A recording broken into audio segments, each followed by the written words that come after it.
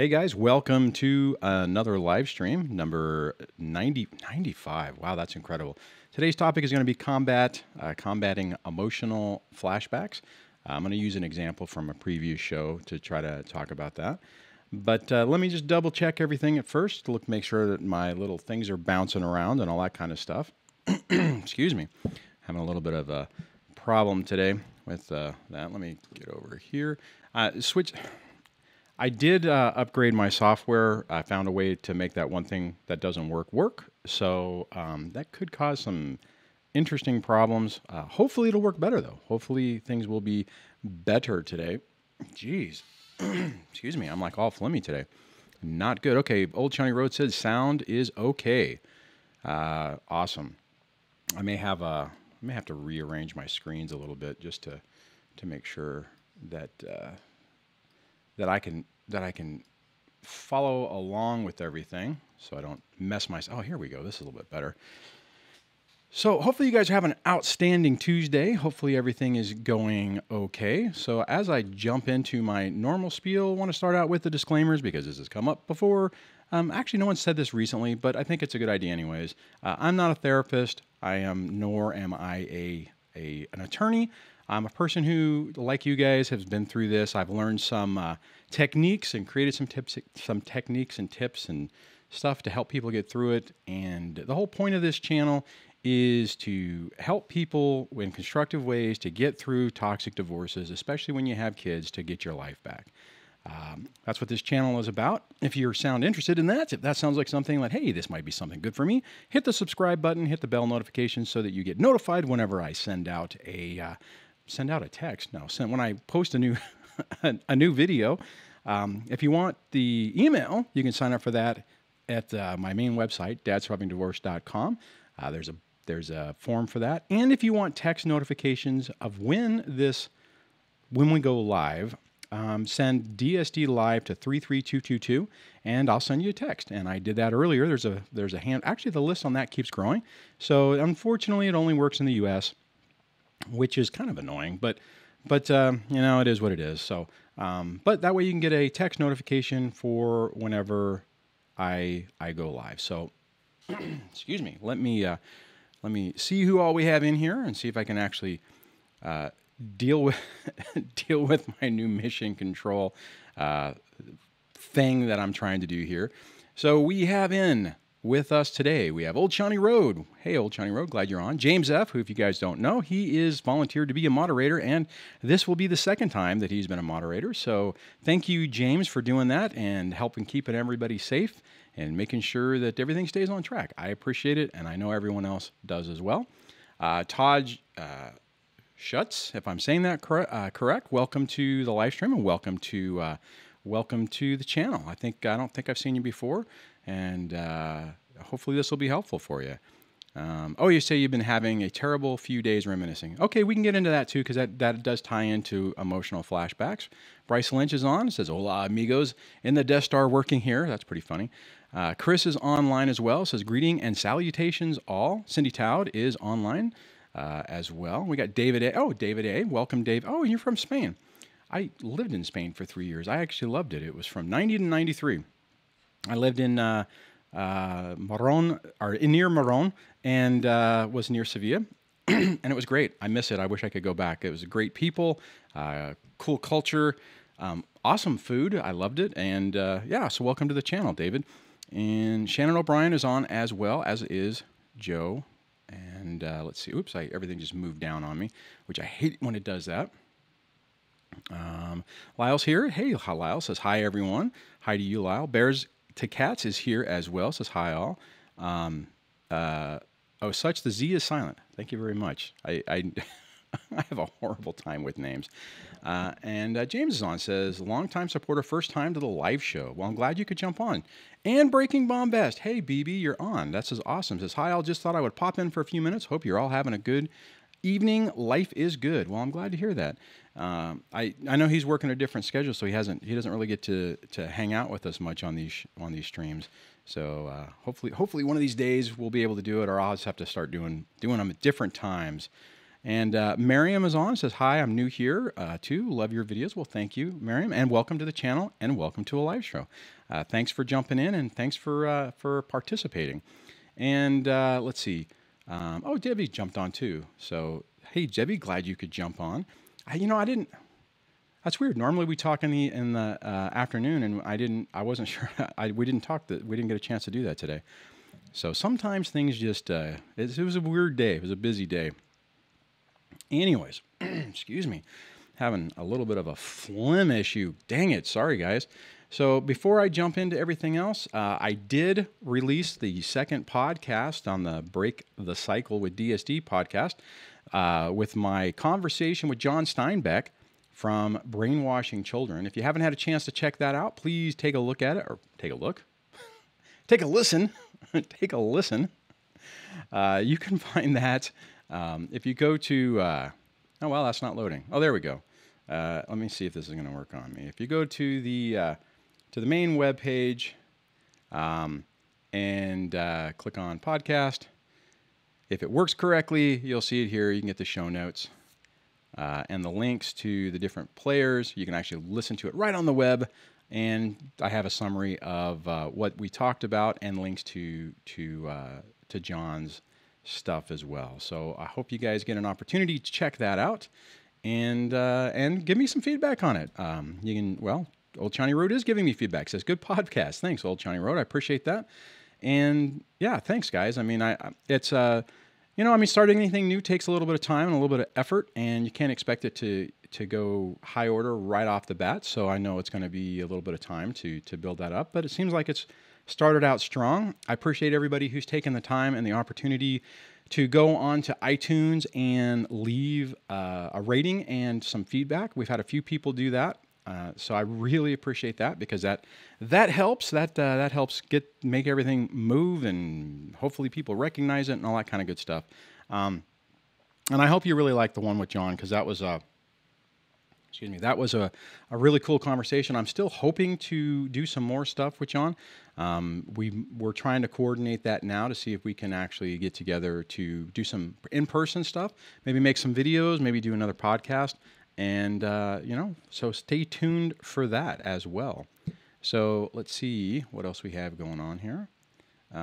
This is going to be a little bit different for me. Like I said, I still got to get used to this new configuration I'm trying to use. But so far, it seems like it's working. And the new software hasn't glitched out yet. So, hey, yeah, that's a bonus. So James says, I'm seriously honored to have been asked. It really means a lot. Well, I really appreciate it, James. It's something I probably should have pushed before. I think you've made comment about before. I just felt bad about imposing on people, but I think we've gotten to the point that that it's needed. So thank you very much. I really appreciate it. Todd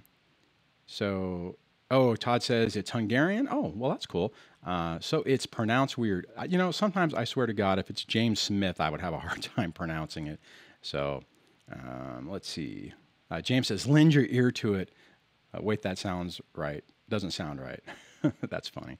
Okay, so tonight's topic, let me switch back over here, is combat emotional flashbacks. And I was going to try to talk about this on the show I did the other day on Saturday, or was it Sunday? Whatever the last one I did. But I wanted to make sure I chatted with both parties on what happened in Livestream 93. If you guys weren't, for some of you guys that were on here for that show, you remember that there was a couple of people that things just got not out of hand. Something was wrong, and I had to go back later and look through the show and look at the comments and try to figure it out. And I talked to both of them. It was Amy Loves History, which I don't know if she's on tonight, and Conk, who I kept calling Kronk.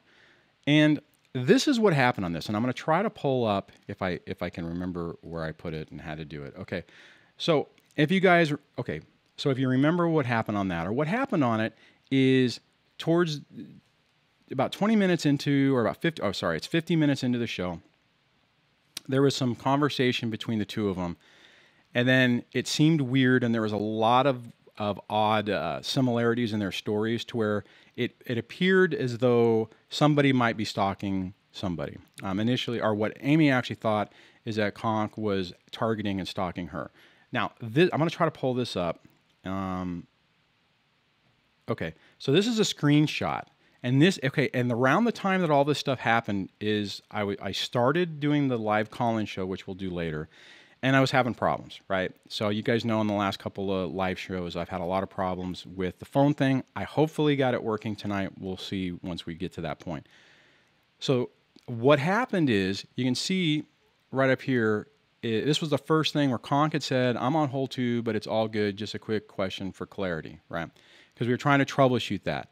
This is where everything went to crap. Amy Loves History said Conk. That's it, right?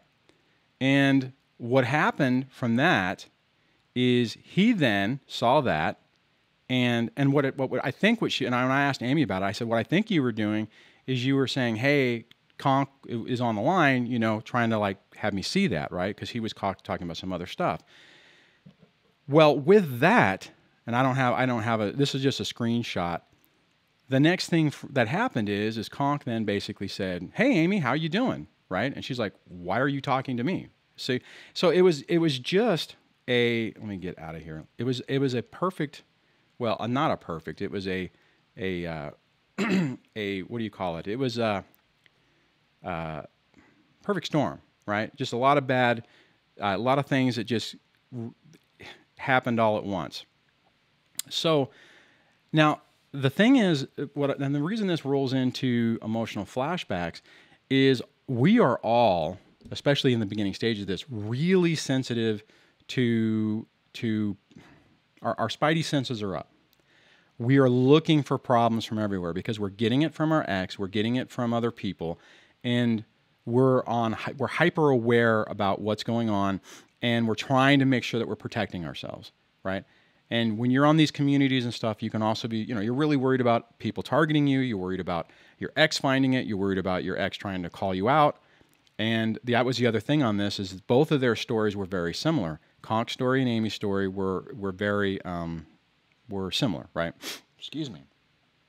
So what happened? Well, what happened is you know, the spidey senses go off. You start getting nervous, and it was all just basically a huge, colossal misunderstanding. And unfortunately, I didn't have the time live to go back through, try to scroll through, and find all the comments to try to figure it out. I mean, it wasn't until later when I was going through. You guys know, after the show's over, unless I run out of time, I go back through it and I do a table of contents so that and with a timestamp, so you can jump to different sections of the live stream. So if there's something that you asked, or there's a conversation that you were interested in and you want to revisit, it just makes it easier to find instead of having to scrub through 2 hours worth of content. So in doing that, I was able to find those comments because I was to try to figure out what in the world happened.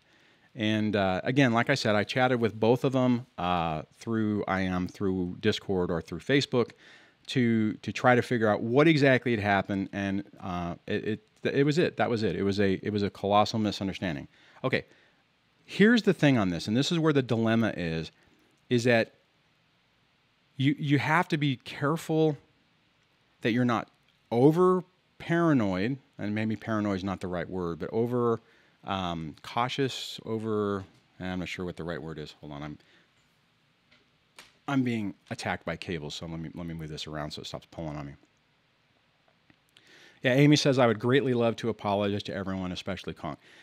And I don't, you know, things happen, okay? And what I will say that was nice, I guess is a weird way to say it, but the good thing about this is that it didn't devolve into something really, really bad, right? I mean, and actually both parties were having emotional flashbacks.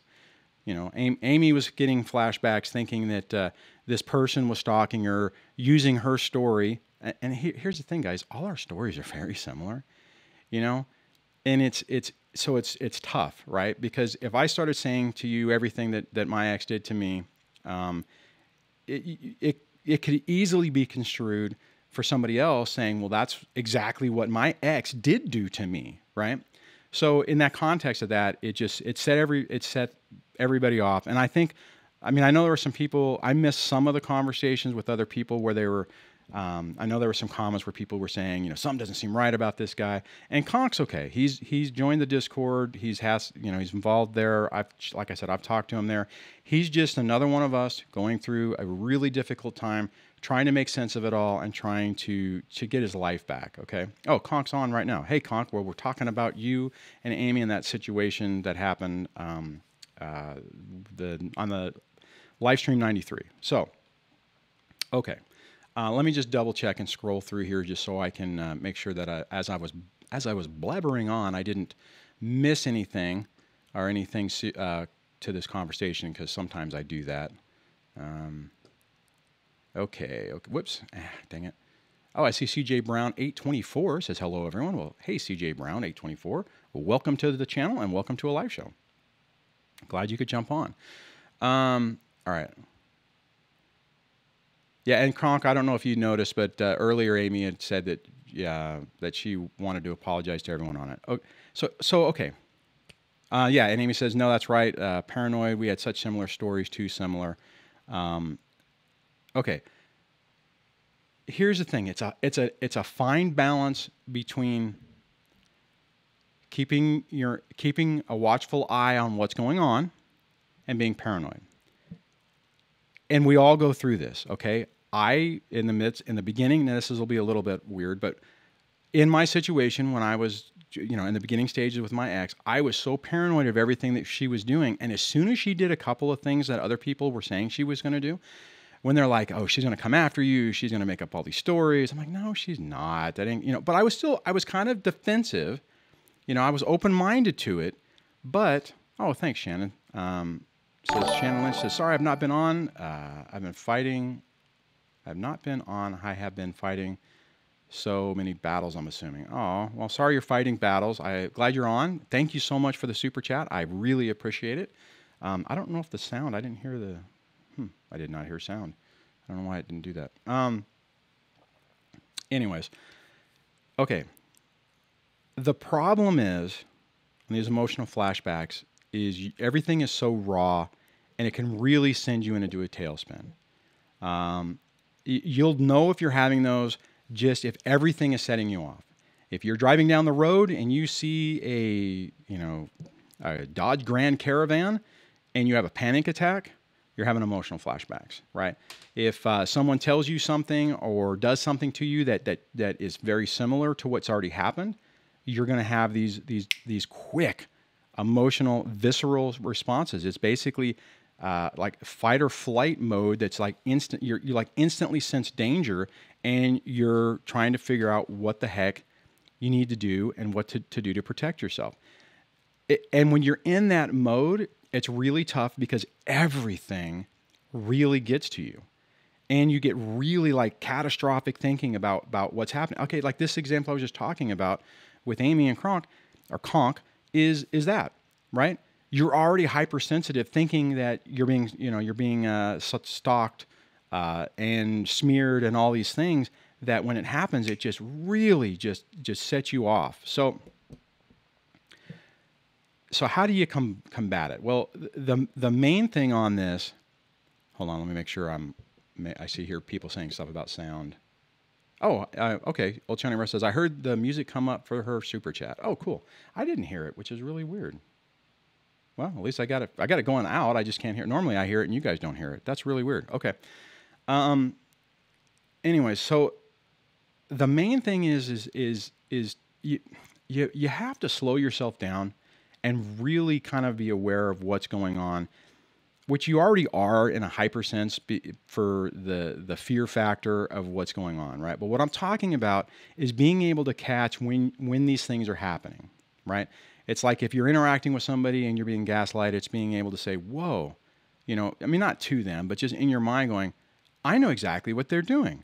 They're trying to push my buttons. That person, whether it's your ex or a coworker, that person is trying to get under my skin and try to get a reaction from me, right?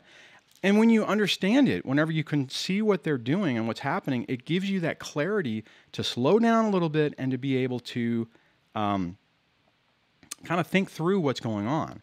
Now, this isn't easy. I mean, it took me a long time probably about a year to be able to get to that point. And in that year time, Oh, dear God. You know, every time I turned around, I was like, oh my God, what is she going to do next? What's happening next? You know, someone would tell me that, you know, she was planning on moving and taking the kids, and I would have this complete freak out that, you know, had something else going on. You know, then I'm like, well, I need to look more so I know what to anticipate. I mean, you get so caught up in that moment that I didn't have that clarity. I wasn't able to slow myself down and say, you know what, just relax, because realistically, is it going to happen? You know, maybe it didn't. And primarily it didn't, because once you have orders, once you have a parenting plan in place, it's not easy to change it. It can be changed. We have people like Alex. You know, there are people on here who've had good experiences, had successful experiences in fighting in family court, right? But for the most part, you're talking about a long, drawn-out fight. So just because somebody says something, or you know, you're thinking they're going to do something, doesn't necessarily mean it's going to be true. Okay. And I get, okay, look, I get that there's nuances and there's specifics in everyone's story. And if you're dealing with somebody who's violent and potentially dangerous, you know, you have to gauge your own situation in a way to where you are protecting yourself, right?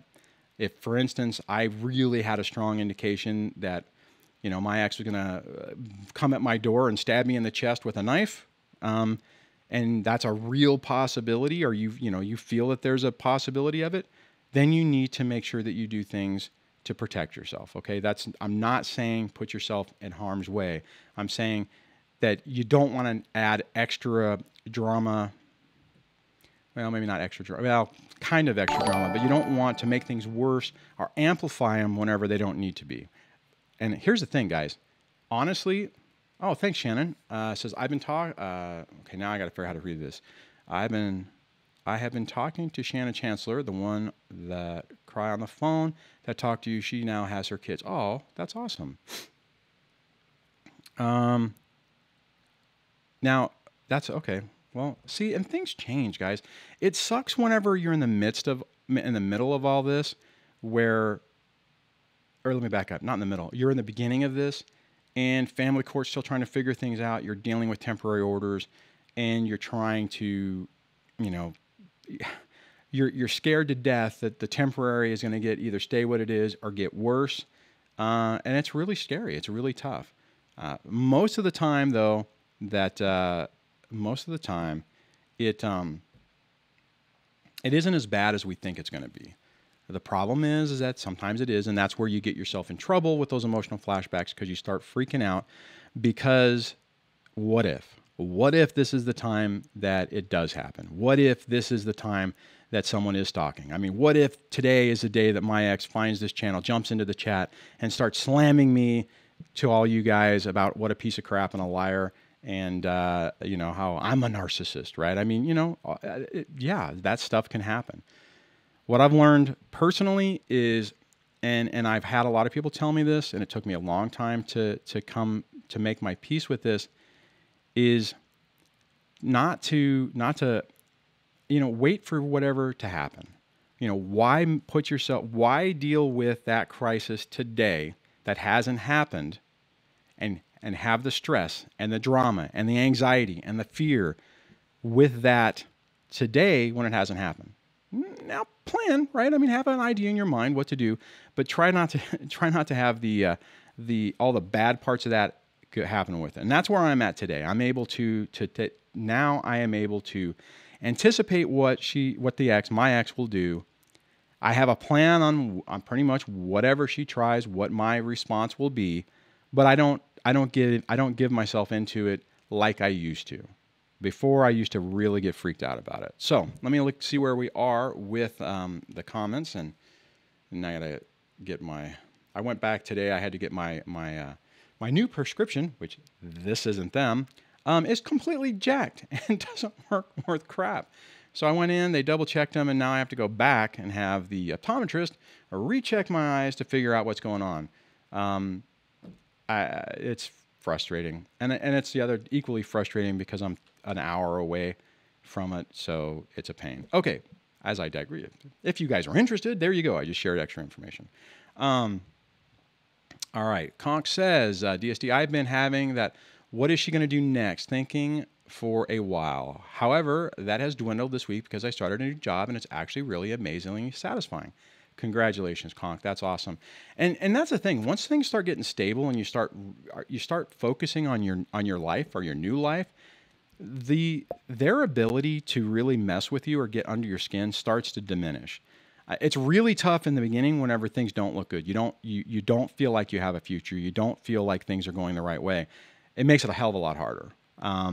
So I'm glad to hear that you're starting to have some success with that, because that's a tough one. That one took me a long time to do that. So awesome, Conk, on that.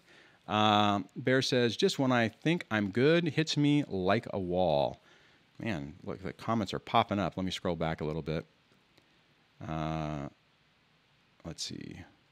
Joe says, vote for Dwayne and proper person doing family court live stream.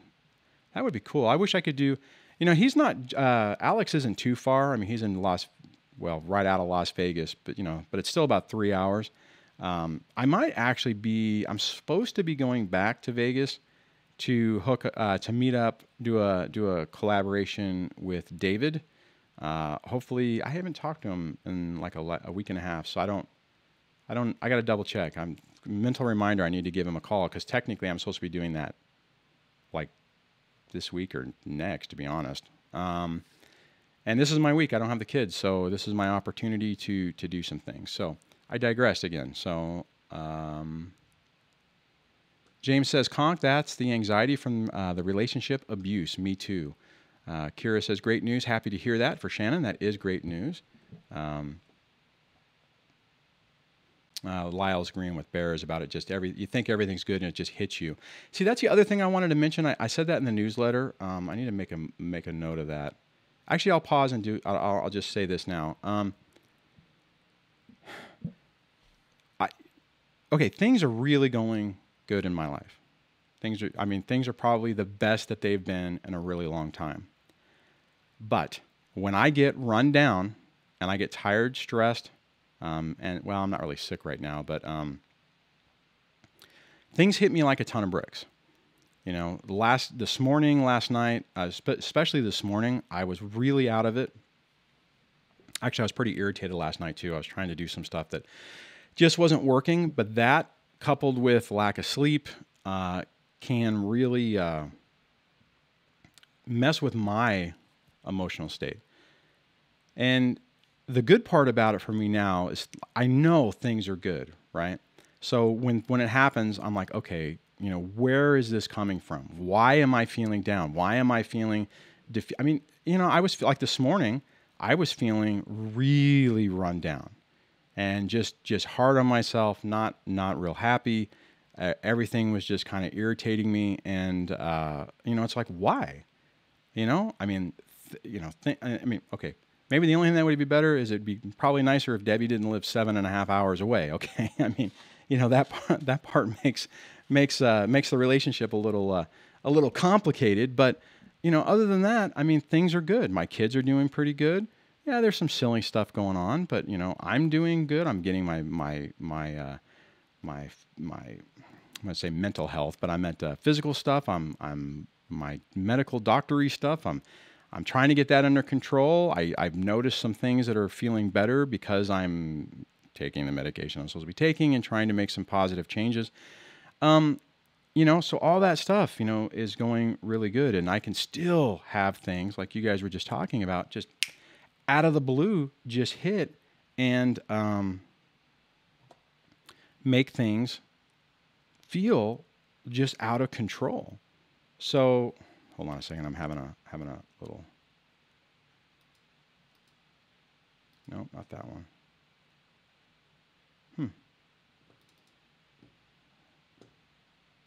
There we go. I'm having a OBS problem, not picking up media right. My point is, if you find yourself in that mode, it's real easy in the beginning stages of all of this and your healing and your growth on this to feel like it's just out of control. And it's really easy to go down that catastrophic thinking to where you believe that feeling. when you feel like crap emotionally and mentally, and you feel like everything's going wrong, it's real easy to think it's true because rightfully so in the beginning of this, things are pretty complicated. They're difficult. It's not easy. All I'm saying is that those are normal experiences that people go through. So maybe if you can keep that in context, I'm not saying that it's not serious. And when I was having that, I sought out a therapist. I was lucky to find one that was really skilled, that really helped. And I tried to do some things to help. But I mean, it took a long time to get to where I am today. So that's just kind of what I wanted to hit on that. I mentioned that a little bit in the newsletter I sent out this morning, just because when I wrote that, I wasn't actually feeling super awesome personally. So, all right, let me see. Let me try to scroll around here. Oh, Lyle says, the ex cannot take away my good memories with my daughter. Yeah, absolutely. Chrissy Watkins, welcome to the channel. It says, I'm a grudge holder. Oh, am I a grudge holder, or is it weird that I have so much hypervigilance still every second of the day, and it's been almost 4 years? No, I think, when you've been hurt on this, there's an impact. And however long it takes you to heal is what it takes. I mean, if you're recognizing it and you're saying, if you're saying, okay, I don't want to be this way anymore. I'm tired. I've been doing it for 4 years. Geez, I'm trying to think timeline wise. We might be. I think I got to that point at I think it was at the 3-year mark. Maybe it was a 2-year mark. That's a lot of freaking time. Right. And for me, so I got to the point kind of like where you're at. I'm like, okay, I'm done with this. I don't want to feel this way anymore. And it still took time working at it. That's where the absolute thinking was really helpful for me, because when I started reminiscing about the situation or who the ex was and all that kind of crap, it's PTSD. Yeah, absolutely, Lyle. I would just drive myself into the abyss on that. So, so if you're like Chrissy, if you're at that point where you're still hyper vigilant, I mean, you need to work on it, right? Because you don't want to be that way forever. You want to heal from this and move on and get out from underneath the grasp of this, and it takes time. So I see I have a question. So let me scroll down a little bit before I grab that. Uh-oh. What am I doing here? Active for more than 60 minutes. 60? Oh, I guess I called the line in early. Oh, excuse me. The phone number thing almost just turned off on me. Okay. Let's see. I'm going to have to get my screens ready so you guys are going to see, I have, not bifocals, I have, progressives. So for me to read certain things, I have to like get my eye in the right place. Anyways. All right. Let me see. Okay. Let me scroll up here because everything moved down on me and I'm trying to figure it out. So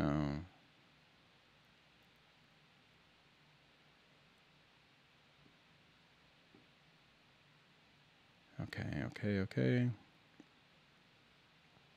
Oh, there we go.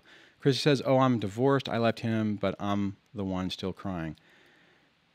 Well, and I think I saw, yeah, Lyle says, Chrissy, narcs don't cry. Yeah, they move on. It's like they're like, okay, yeah, hey, you're not a support source of supply anymore. Okay, bye.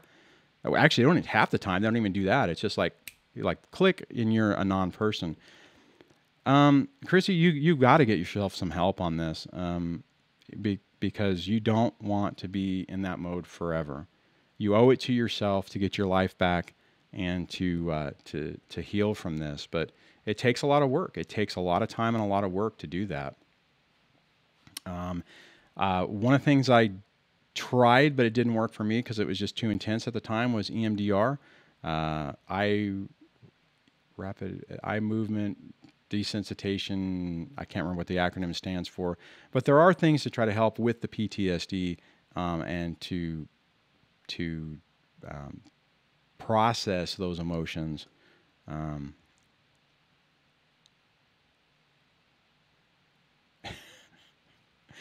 Chrissy says, I'm sorry, I'm a virgin chatter. I'm only going to address you by name because I'm only allowed 2 learning accomplishments a day.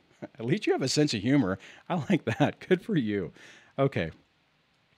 Let me scroll down here. That's pretty funny. Okay, it also has a call coming in. So while I'm waiting for the call, let me grab a the question that was on there. And I'll put that in, if I can do it correctly. I'm going to drop this over here. And I don't know why it keeps doing that. All right. And I will go Keynote. Whoops. And let me click over here. Okay, so Taylor says, will the battle always be there with the ex? I try to make both sides fairly happy, but it's been a year separated and she shows so much hate when I did nothing. Okay, Taylor, here's the sad truth, especially with toxic narcissistic personality types. Yeah, it's always going to be the same. The only thing that's going to change is going to be you. I'm 6 years into it and it's still the same crap. Now, I don't interact the same way. But I am relatively confident that if I did, it would be the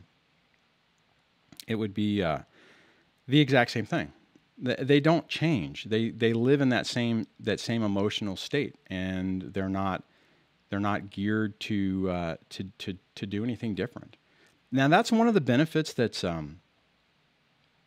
hopefully can help you through this, is knowing that they are stuck. We're not. We have an opportunity to take a step back, slow ourselves down, and try to grow from this. They unfortunately don't.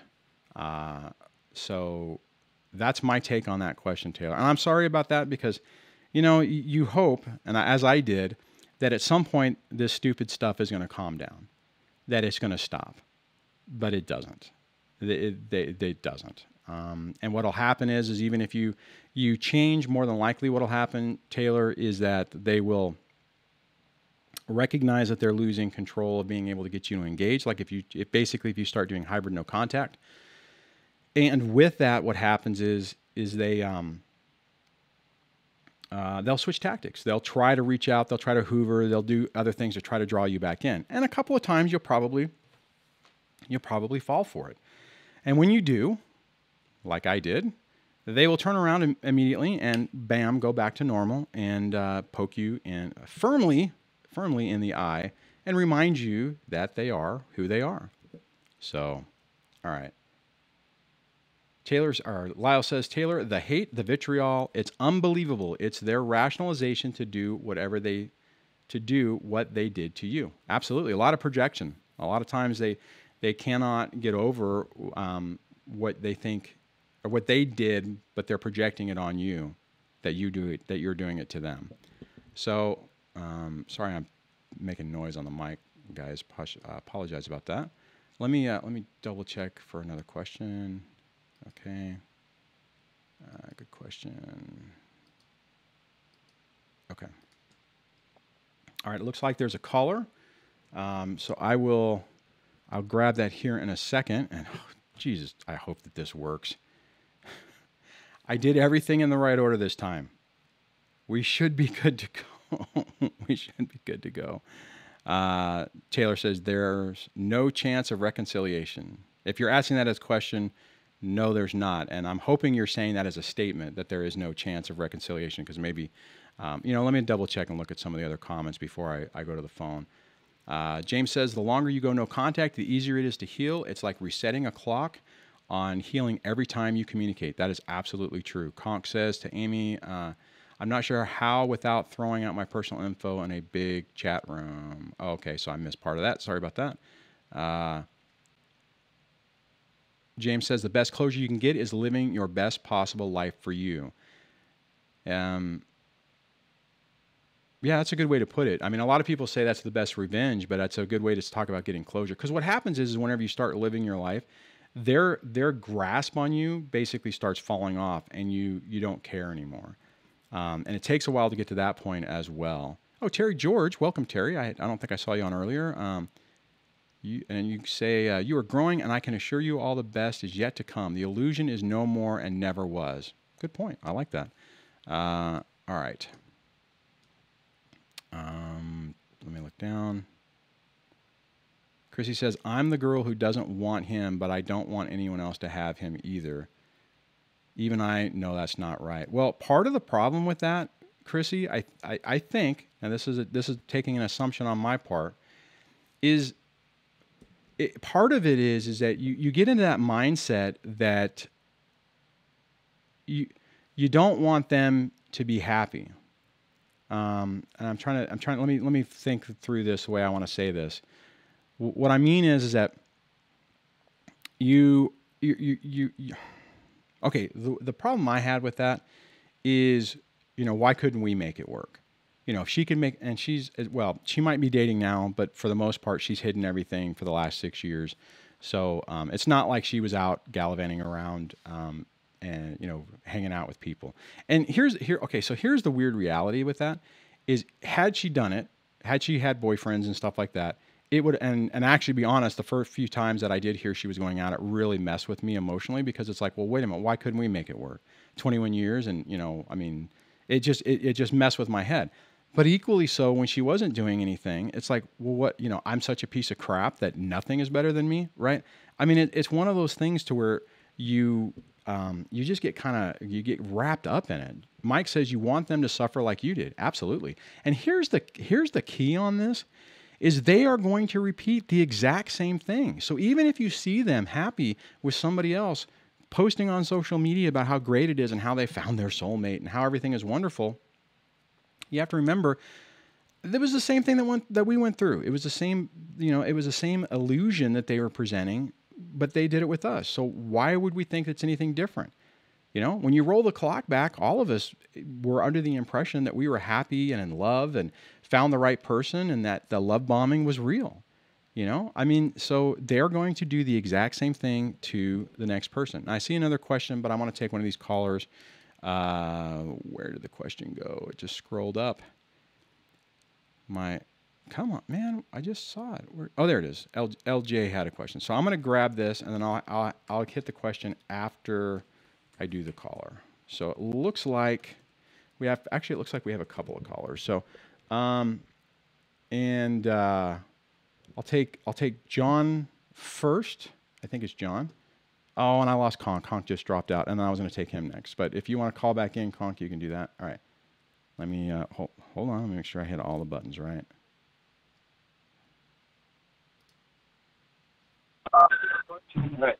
Hey, John, this is Dwayne. Are you out there? Are you there? Or did I mess something up again? Hello, John.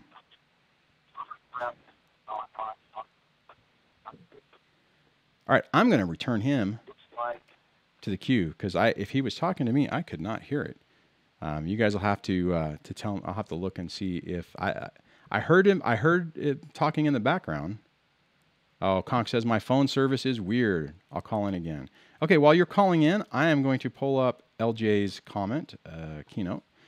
And LJ says, question, my husband did not come to the divorce hearing. Wow. The judge did not like that. Yeah, that's for sure. I got way more in child support than I thought for 3 kids under 5. Afraid of my ex reaction once he gets the letter. Well, that was not a smart move on his part, LJ. Man. Yeah, I'm sure he's not going to be happy. You'll hear about that whenever Why do you think he didn't show up? He did know, right? It wasn't one of those things where he didn't hear, right?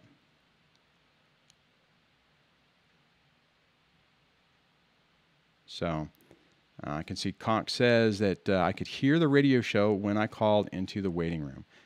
Yeah, and that's the way it's supposed to work, guys. When you call in, it's supposed to it does that little screening thing, like on the last one whenever I called in myself when I was troubleshooting it, and then when it puts you on hold, it plays the show, so you hear that, and then if you're on that whenever it happens, and I'm saying I'm getting ready to do it, just turn your computer down so that we don't jam it or have all that echo. James says to LJ, wow, he made your lawyer's job easier. Easy, congrats. Yeah, absolutely. LJ says to Lynn Kent, I will try. I love the live. Okay, I missed that. So let me. Okay. So let me. Okay, so I got another call coming in, and I'm gonna go back to the main screen, or at least try to, if I can hit the right button. Oh, okay, so I can delete this one. All right, we're gonna try John again. All right, John, stand by. Hey, John, this is Dwayne. Are you there? Hello?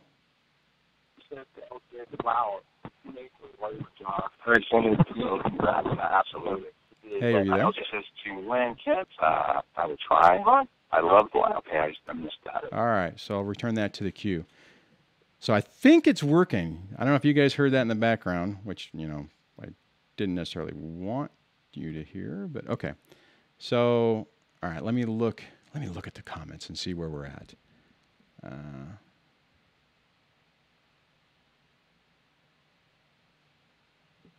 Conk says, I think there's something stopping the radio audio going to the phones.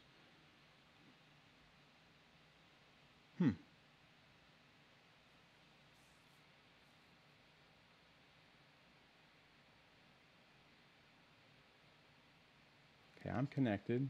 Well, I'm hearing it, so I heard it. So, Conk, are you saying that that you don't hear the show on the when you're on hold this time? Well, that's weird. Man, why does everything have to be so complicated? I mean, our lives are complicated enough. Technology is supposed to help us, not hurt us. Dang it. Okay, so let me try to get back on track. Sorry about this, guys.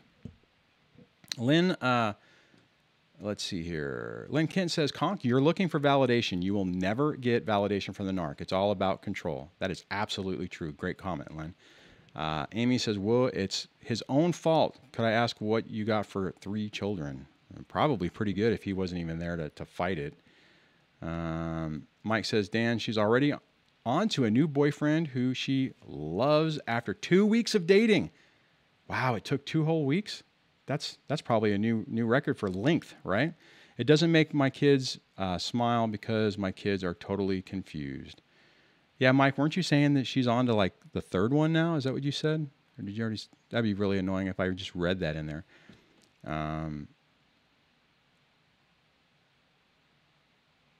Wow, Amy says, I have 4 children, 5 and under, and only get $400 a month. God, I wish it was that low for me. Wow, that's weird, right? That's low for you. It should be more. And for me, I'm thinking, dear God, that would make my life easier. But my life is still really good. I am not unhappy with the way things are right now. I mean, there was a period of time. Yeah, Lyle says software reset. Yeah, but the problem is that I heard I only have.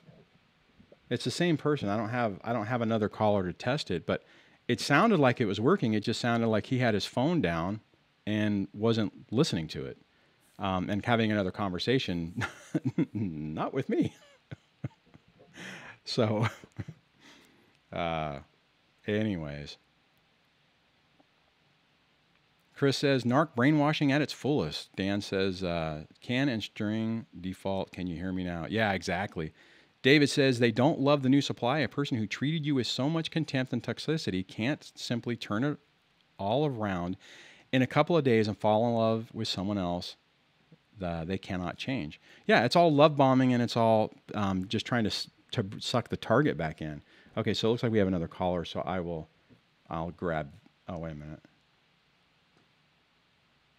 Okay, so I'm gonna grab another caller. So let's see if this one works. Hi, this is Dwayne. Can you hear me?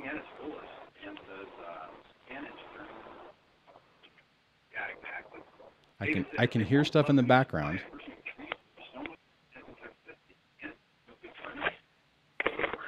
Hello? All right.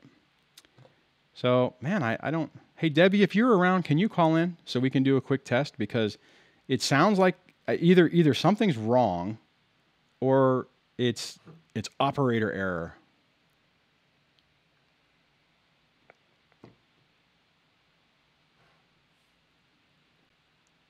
Okay, let me try this one.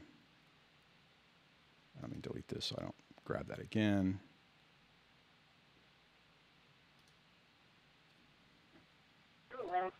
Hello, can you hear me?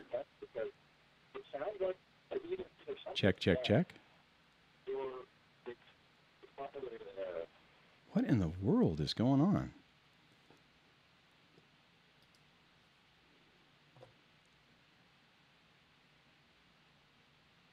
All right, guys. I'm not entirely sure what's going on here, and I can't. Well,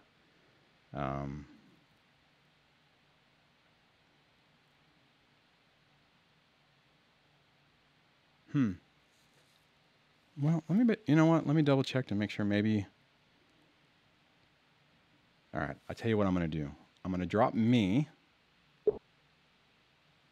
and then I'll redial into the show, which you guys should be able to hear this, which will be really exciting and annoying. Maybe. You guys. Enter your. God. That was an invalid PIN for ARR. Please re-enter your 6-digit PIN. Whoa. If you think you have reached the wrong show, hang up and try again. Okay. All right. Maybe I am doing something wrong. So, let's see here. Let me try this again. Okay, dialing in the number. So now I'm going to do it manually. Sorry about this, guys.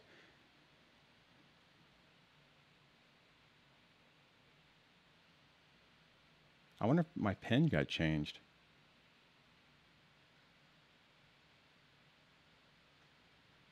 Oh, crap. Shit, I'm doing it on the phone. Let's, I keep forgetting that I have to do it through the computer.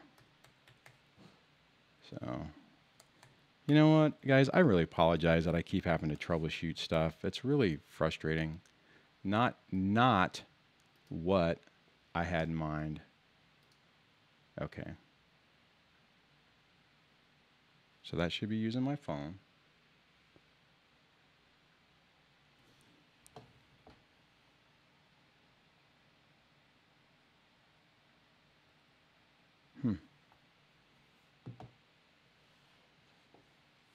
Okay, so that didn't work. One more time. We're going to try this one more time. Let me see here. Let me go like this. Let me check my show. That's the right show number. And that's the right pen. So let's try this again. Let's see if this works. Thank you for enter your. Welcome, host. There we You are now in the go. host room and can manage your callers from the call-in studio web interface. All right. Now, hopefully, if somebody's on, you guys can hear the caller audio. Okay, so let's do.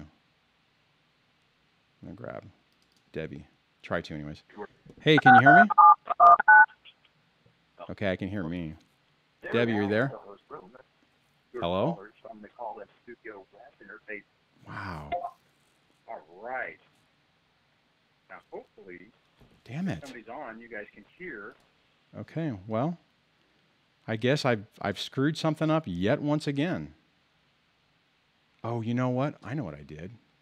Stand by. I know what I did. I need to click here. And then the output is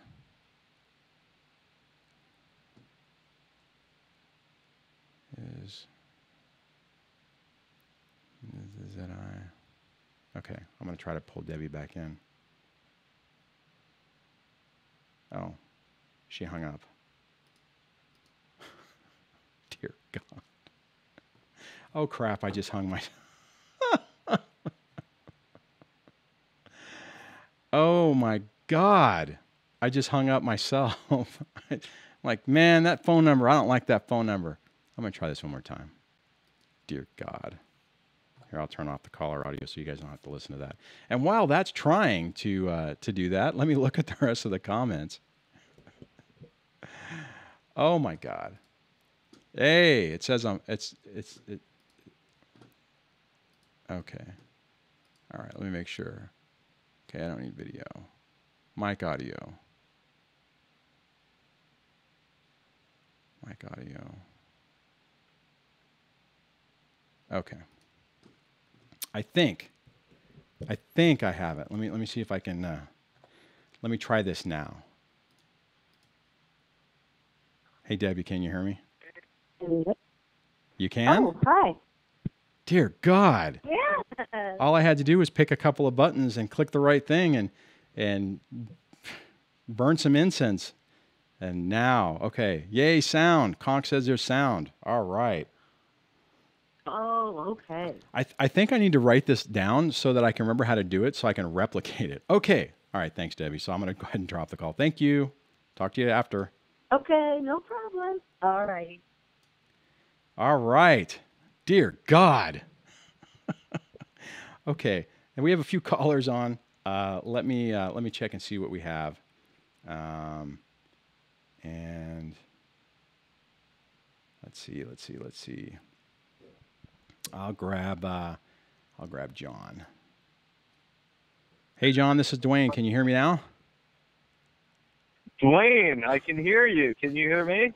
Dear God. Yes. Oh, my God. Oh, hallelujah. Hey, all right. And everyone hopefully can hear everything and everything is great. Hopefully. So what did you want to talk about? Oh, okay. Well, I'd just like to talk about, well, I guess a key word in all this. I know it's combat and emotional flashbacks, and that always happens, but a big problem is the first thing to get over is ruminating about your situation and just getting over that. Once you stop ruminating, you could start to move forward a little bit. Yeah, that's great advice. I mean, it's true, but it's hard to get to that point. Yeah, I mean, you could get, I mean, that was my biggest problem. I was stuck for like months at a time, and once I stopped ruminating, I actually went through a lot of help to get beyond that, but that could be perpetual. I mean, that could be you could just keep thinking about the past and being stuck in, being a father and a homeowner and, oh yeah, everything you lost. A husband and, your whole life that you had for the past 15 years, and you have to, go through like a sound barrier to get through the other side. And it's just something that, it takes time but I think that's the most key word is just getting over just being stuck and not, being stuck in a relationship that's not being able to get over that. It's doesn't exist anymore. Yeah. And I guess that's the first biggest hurdle that you have to get through to move forward. And that ties right in with combat and emotional flashbacks. I mean, it's the same thing. You relive your past life with your family and all the good times that you had together, and and that's just not there anymore. And you have to move forward to another life, which is it's hard. It's difficult. So. Yeah, no, it is, and it's yeah. Go ahead. I'm just saying that, yeah, it's fantastic that we're talking to each other, because I tried calling on a couple previous shows and we had a little difficulty getting through. Yeah, everyone says you sound great this time. So finally we got it working. Okay, well, happy 4th of July to everyone, and thanks for keeping up with keeping your show out there and moving forward and continuing to help everybody, because with all it's not easy to take your time, on your holidays and your kids and your life to continue to, years later help everybody else. So I just reinforce that every time I talk with you. Oh, thanks, John. I really appreciate that. Well, hey, have a great 4th of July, and we'll chat on the next one. Okay. All right. Good, Wayne. Have a good night. I'll talk to you next time. But everything's up. Oop, dang it, I hit the button too soon. So Yeah, I wanted to before I go on to the next caller, one of the things I wanted to hit with what John was talking about with the rumination, that's a tough one. Wow, that's weird. I just lost one of my screens. Huh. That's odd. Okay. Wow. Man, technology just is fighting me tooth and nail lately. It's like, that is weird. The whole thing just went out on me.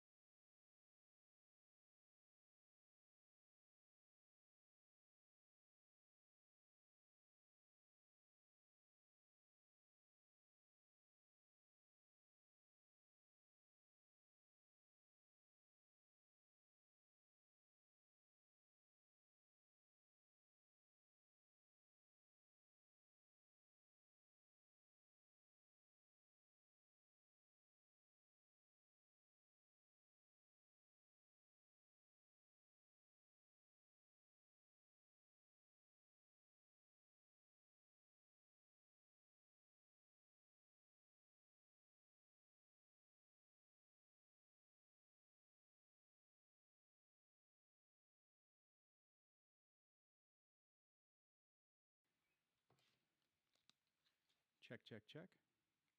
Testing 1 2. Testing 1 2. You guys let me know if the sound is back. Ooh, it looks low though. Oh. Okay. I think I remember how to fix this without completely creating problems.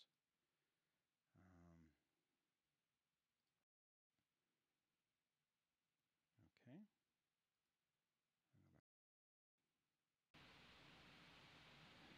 Now here comes all the craziness trying to get this to come back up. You guys will have to let me know if you're hearing me now. But now my chat overlay is not working. Let's see if that does anything. I think we're getting there. I think I'm getting there. Let me try this one. Let me reset. Oh, that one popped up on its own. All right, let me go back to the main screen. Can hear you. Yeah, and it's actually when I did it, my audio, when it finally came back, it was low again. So I had to kill OBS to get it to come back up. And guys, what happened is my hub or my dock flipped out, took everything out, which is I don't really understand why it took out my second monitor, but hey, whatever. At least I'm back. Let me get my little window here back in the right spot. Man, I really feel bad that I keep having to troubleshoot all this stuff, guys. That's absolutely not what I want to be doing.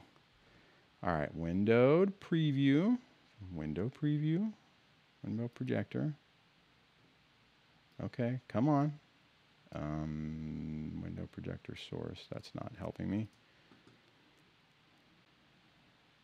Windowed. There we go. Okay. Dear God. Okay. Let me go like this. All righty. Okay. I think I'm back. Joe says, Dwayne, or do you have a power monitor as a voltage filter? No, but I think I do need to buy an up. So I've been thinking about doing that for this section, and I didn't think I would need it, but that was weird. So makes it exciting though, right?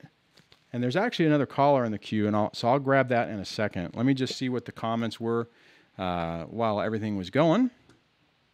So, okay, sound is on YouTube. The phone is still off. Okay, I'm not sure. Oh, you know what? Maybe I need to check that. Let me see here. See, this is what's hard whenever I try to look at comments and I'm not entirely sure what folks are saying. So I don't know what they're actually commenting on. So let's see here. Oh, sound is on YouTube. The phone audio is still off is what Kronk was saying. Okay. Chris says, not your fault, bud. Thanks, Chris. I appreciate it. I wish you were my IT guy here to keep everything running, man. Debbie says, Dwayne needs a separate support group for tech-related PTSD. What, geek surviving YouTube? Okay, all right. Amy says, yes, I think we might we on the same crossroads. Okay, so I missed part of that. Oh, I think you're talking to Bears. So, okay, I think we're back up.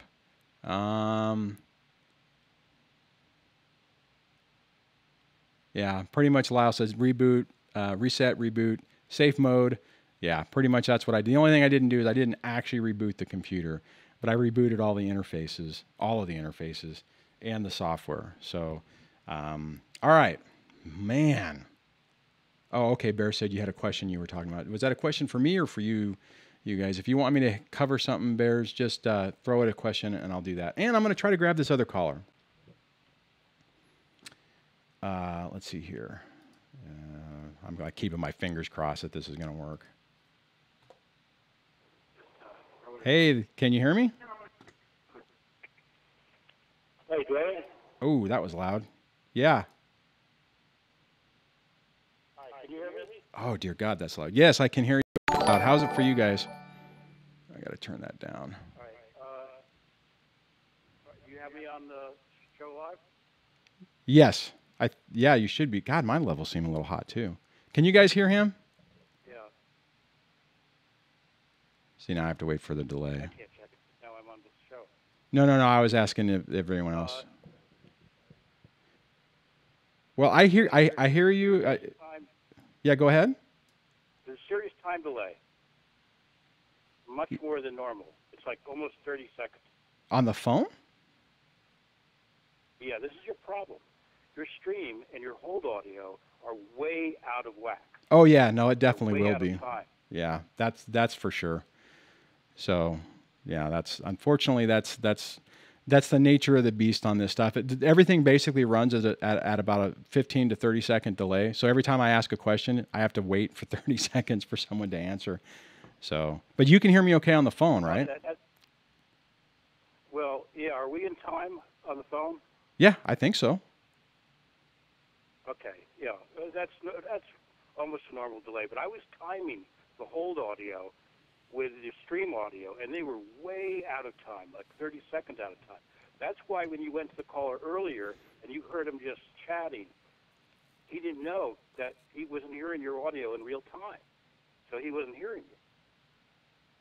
Oh, you know what?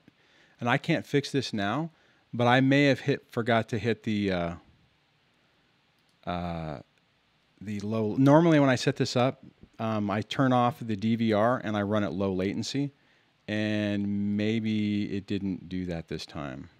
Dang it. So. I mean, it's so out of time that there's no way you should be getting. I don't know how it's working because I'm seeing you and we're way out of time on the stream. Right. Hold on, I'm starting to see if I can find. Actually, I don't think I can. Control room info advanced. There it is.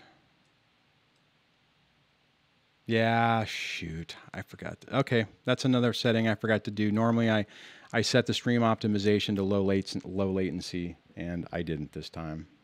Damn it. Yeah, there you go. Who am I talking to anyways? Is this Lyle? It's Lyle. Yeah, okay. I wasn't sure. So, hey, thanks for trying to help. Dang it. God, man, I swear, I'm my own worst enemy on this stuff. So. I told you have to do everything wrong before you get everything right. Well, what I have to do is I have to write a checklist. I have to go back to my Air Force training and do a manual with a startup procedure so I can replicate this, because I didn't even think about it. When I set the show up, I normally drop because I don't like to have the DVR active because it creates problems, and I just set the thing for low latency. Dang it. Okay. Well, hey, thank you for that. Thanks for helping me troubleshoot it. I appreciate it. So thanks. Hey, since you're on, do you want to talk about anything while you're here? Well, sure. You know, I mean, there's nothing. The thing with the narcs is almost like my history with audio. I've been through it all. You know, I'm sort of at the tail end of the whole thing. Yeah. You know, that's a funny way to put it. Here. Yeah. No, you good point. Well, but it doesn't necessarily make it any. Well. It's easier towards the end, but it's still a rough road. It's like when you've been doing the show for another year, you'll have made every mistake you can make, and you'll know exactly what's wrong. You know, next time. I'm tired of making mistakes, though. I want it just to run. It would be nice though if I had a production crew where they could just say, okay, just keep talking. You're live, and we're trying to fix everything in the background. But when I've tried to be my own troubleshooter, it's a little tough. Yeah, I know exactly the feeling. All right. One thing they said about triggers, and it's like, I don't know who posted it earlier, but. You watch TV or a movie and you see little kids. Yeah. And that really triggers me big time. You know, if I see a little girl hugging her daddy on the TV. Yeah. I can't get away from that. Wow, man, I can relate to that. There were, and it's kind of weird, right? I mean, it doesn't even, it's like it makes sense. But it's really frustrating when every time you turn around, something is just drawing you right back into it. I mean, I had to stop watching certain movies, and and when the holidays come around, oh man, are you doing okay with this one? Yeah, I'm. you know, I'm starting to dream a lot about my daughter now, which I didn't do before. It's kind of weird. Dreams are another place. It's a dark, you know, it can be a dark place to go to. You know, you can't get out of it. Yeah, no, you're right, and it's because it's like you can't get it feels like you can't get away from. Well, not that it feels like you can't. At the time, you can't. You know, it's a tough time to be in. Have you had any? I mean, has your daughter reached out to you yet at all, or is she still keeping her distance? If you don't mind me asking. No, she didn't go to her graduation, so she still has her own anxiety problems. Oh, okay. Her education, you know. But it's funny that because I get paranoid when if I drop my sister off of Facebook as a friend, all of a sudden I start getting like these weird reactions from I truly believe like she's passing information. Now I know that's paranoid, but I can't help but think that maybe it's my ex on there pretending to be my sister. Could be. Other people can appreciate. Oh yeah, and the sad part is sometimes family members do screwed up stuff like that. I've experienced that myself, and it's hard because it doesn't seem like you start questioning your own sanity because you're like, well, they wouldn't do that, or would they do that, and it just sends you in this do loop of chaos. Okay, I'll let somebody else talk. I just. All right. Hey, thanks for helping me troubleshoot it, Lyle. I really appreciate it. Okay. So be strong, everyone. All right. Absolutely. All right. So just as I'm just to double check, are you guys? Did you guys hear that? Okay. Did that sound all right, or was that a? Oh, I know what it was. Is I got my volume up too high on this thing. Yeah, that's what happened. That's when he called in, it was too loud. I forgot when this thing resets, it goes to max volume. So when anything comes in, it's like fully cranked up in my ears. Yeah, so I probably turned it down too much. Well, all right. Okay, Debbie says, for me, I heard it okay. So, Lyle says, you're in time now. All right. Okay, and I did get a super chat from, who was that? James. Start the UPS fund. Thank you, James. I appreciate that. I think this weekend I will go buy myself an UPS. And this freaking USB-C hub dock, I might retire that and try something different because that thing is giving me grief in the past, and that I don't understand what that happened. That was just weird. That everything just went out like that. So, so thank you, James, for the super chat. I really appreciate that. It really means a lot when you guys do that. I really appreciate it. So, oh, Debbie says I'm using my MacBook to listen and watch the stream. Okay, so let me see where we are in the comments. Make sure everything. I'm just kind of double checking everything. Let's see. Okay, Patrick. Oh, Patrick says, hey, Patrick, welcome to the channel. Welcome to the live stream. Says, family members are the most powerful, terrible flying monkeys. Very damaging in a number of ways in regards to Lyle's sister. Yeah, it's tough. I mean, you guys know, I mean, well, if you're new, you might not know, but I had a falling out with my mom. I was setting up boundaries. Keeping her at bay, not giving her the level of attention that she deemed was appropriate. So she befriended my ex and now hangs out with her.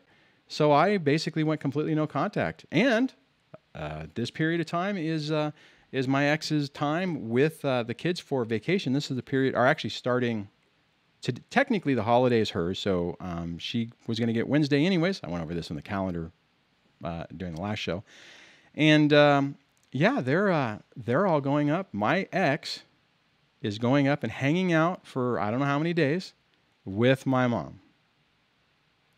Yeah. Hey, at least I don't have to be around either one of them anymore, so that's good. And what's now, you know what? I'll pause before I say too much more, but All right, let me look at what else we got going on here. Sindy says, oh, I startle easily, and I thought it was just me, not knowing that it was my programming trauma instead. Oh, absolutely. Oh my God. Yeah, no, you'll be jumpy too. And that's, you know, that's unfortunately normal when you're coming out of this.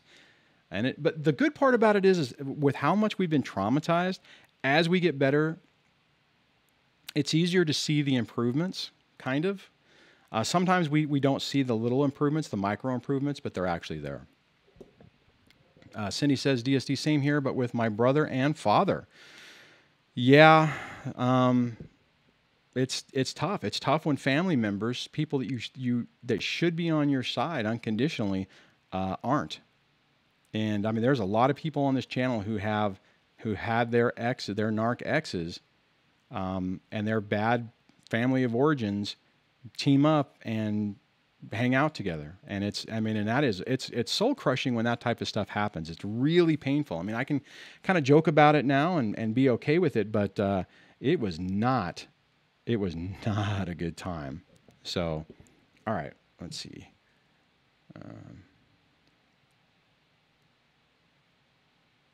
Lyle was saying my phone audio was low in the past calls. So no, honestly, Lyle, I think on that, I think it was me, because whenever you called in, my interface had, for whatever reason, when it resets, it goes to full volume. I don't know how many times I'll flip it around and it'll nearly blow my eardrums out because it's full blast. And when it happened, I thought it was something else. So I was adjusting the wrong thing, and that was on me. So I screwed that one up. Again, I need a production staff. Production staff. Patrick says, I already read that one. Baneful, hey, Baneful Things, welcome to a live show. I've seen you in the car. Actually, you're pretty new to the channel, if I remember correctly. I think you have some comments I haven't been able to answer that I'm into some of the videos. So I haven't forgot about you. I'm still planning on doing that. I just haven't had a chance to do that yet. Says, I love the term flying monkeys. Makes me chuckle to think of them like that. Oh, yeah. Yeah, that's messed up about my thing with my mom. But you know what? Sometimes it's good whenever the narcissists in our lives do things like that to help us accept reality. And that was, you know, when that a lot of this stuff, even the stuff that my ex was doing, actually has been helpful to prove the point to myself. It's just, it would have been nice if it didn't have to be so damn painful. So, okay, let me get, oh, I am current.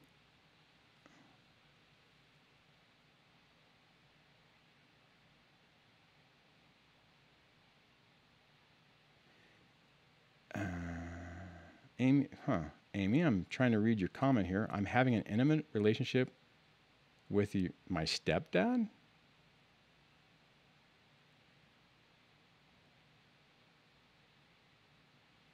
Am I reading that right, Amy? Or is that what you're actually saying? And you said, Amy also said, my goodness, Dwayne, I didn't know you did no contact with your mom. Makes complete sense. I went no contact with my mom. And have been spending time with my stepdad, and guess what has been thrown at me? Oh yeah, that would be not so great. So Patrick says, a lot of us come from toxic families. That's why we're in relationships with narcs. We're used to the abuse. Yeah, absolutely. Oh, okay. I'm glad I read that wrong. That was I wasn't sure about that one. Lyle says, people tend to feel the truth lay in the middle of each of our stories. Oh my God, isn't that the tough one, Lyle?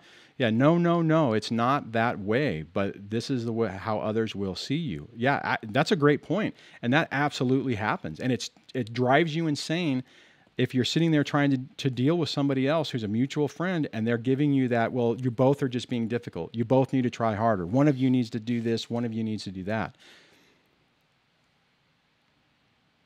So yeah, it's tough. That was really tough for me too. There was a handful of family members that fell into that category, and that's tough though, because you know you're expecting your family to have your back, and people who haven't been through this just don't understand. And the problem is, like what I was talking about, is when that happens, it basically starts a whole nother round of emotional flashbacks, because you're sitting there trying to reconcile all this stuff with you in your own mind anyways. And anytime somebody is questioning your version of reality, it burrows in your head because you're not sure what's going on. At least that was the case for me. You know, it's like I would sit there. I remember asking some of my friends, it's like, am I going crazy? Am I, am I wrong on this? Has this happened this way? You know, luckily I had some really good friends that were like, no, you're not going insane. But, if your trusted agent that you're talking to, that your expectation is that they're going to help validate your own sanity, if they don't see it or they are not supportive of you, it can really mess with you, because you get into the point where you're like, okay, well, everyone's saying this, so is it me? Should I try something different? And the problem is with a narc, you're anytime you try to not appease them, but when you try to work through them, they see that as weakness, and then they attack and they use it against you. So, which is not good. All right, let me see. Okay.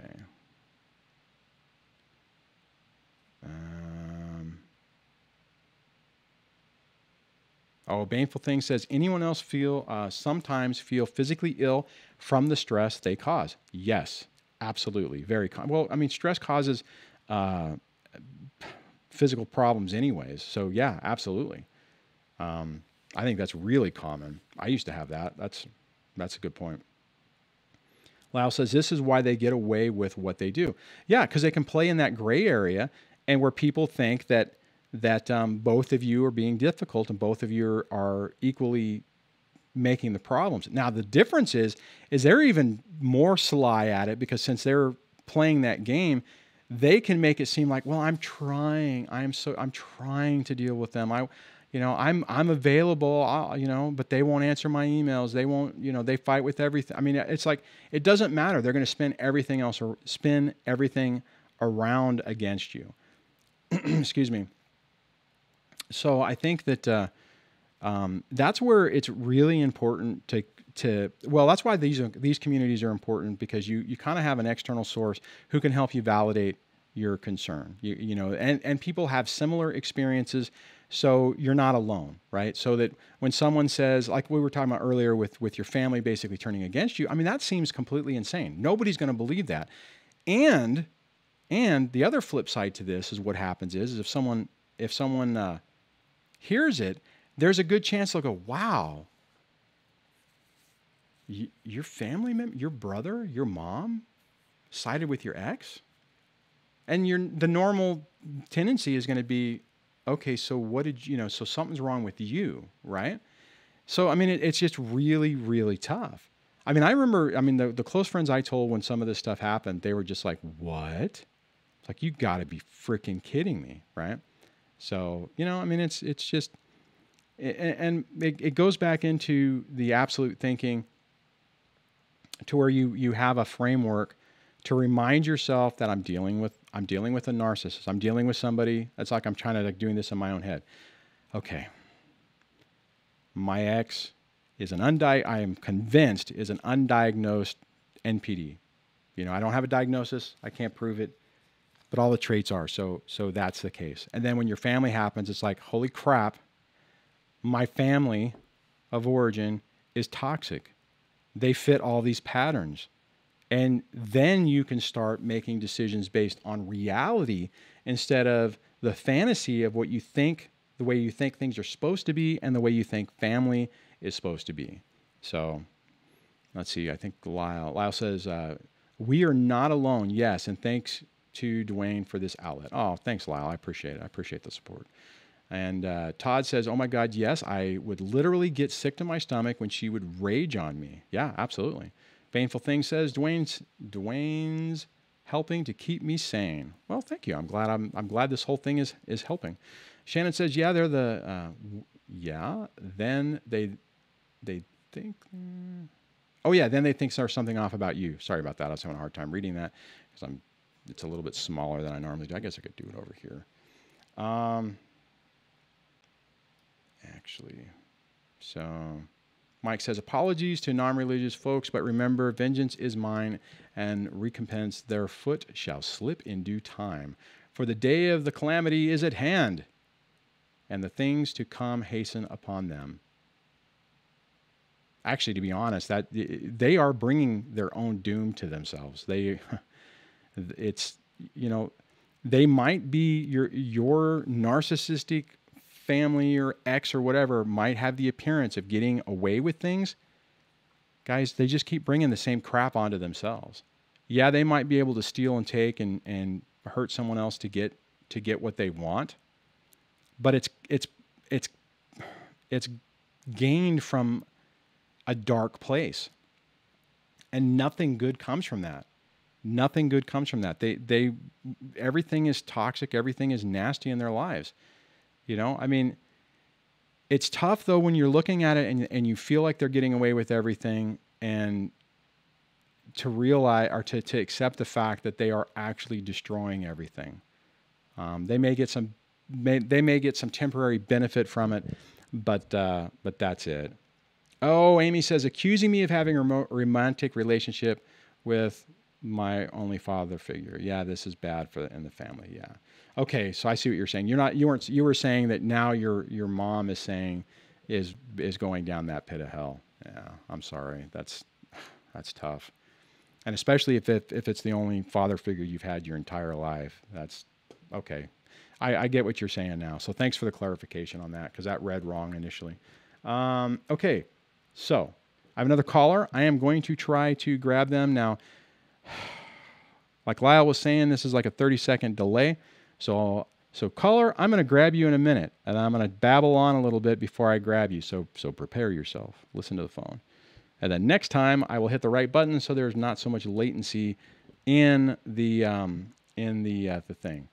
Okay, so what I'm going to do to burn some more time is I'm going to grab LJ's question, and I'll do that, and then I'll take the caller right after that. And gosh darn it keeps adding things to the bottom. All right, so keynote. So LJ's question is, what do you do when the ex's family literally won't help with the kids or even talk to the narc about helping with the kids or stop being mean to me? It's like they are afraid to say something.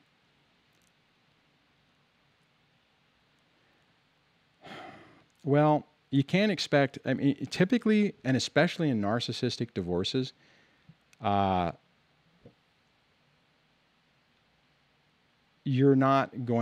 going to absolutely smear you to the to their family. So expecting to get any help from them is going to be really, really tough.